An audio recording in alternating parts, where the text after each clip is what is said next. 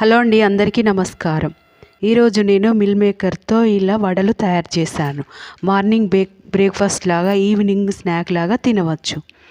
Mill మేకర్లో కొంచెం salt వేసి cook చేసుకోవాలి. కుక్ చేసుకొని మిక్సీ జార్లో వేసి మెత్తని పేస్ట్లా తయారు చేసుకోవాలి.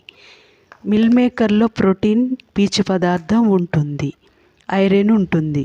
అప్పుడప్పుడు ఇలా ఈవినింగ్ స్నాక్ లాగా తయారు చేసుకొని తినవచ్చు.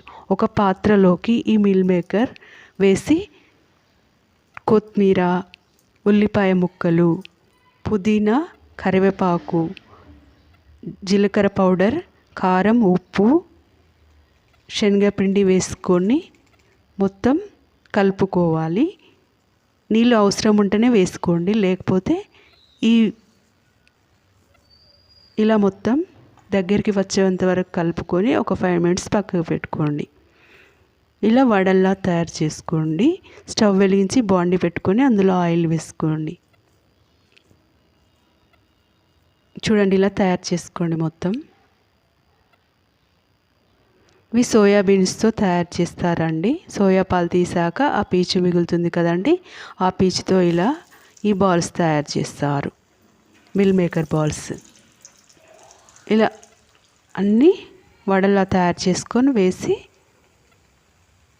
లోపల మొత్తం కుక్ అయ్యేంత వరకు కుక్ చేసుకోండి. ఎంతో స్పైసీగా, టేస్టీగా ఉంటాయి. హెల్దీకరమైన ఫుడ్ అని చెప్పుకోవచ్చు. సోయాతో తయారు చేస్తారు, అందుకని. చూడండి, ఇలా కాల్చి సర్వ్ చేసుకోండి.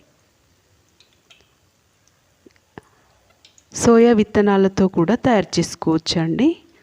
పిల్లలకు ఎదుగుదల శక్తి బాగుంటుంది, మెమరీ శక్తి బాగుంటుంది. పీచు పదార్థం ఉండడం వల్ల రక్తహీనత ఉన్నవారికి రక్తం బాగా వస్తుంది. ఊబకాయ ఉన్నవారు తగ్గుతారు. సోయాబీన్స్లో చాలా ప్రోటీన్ కూడా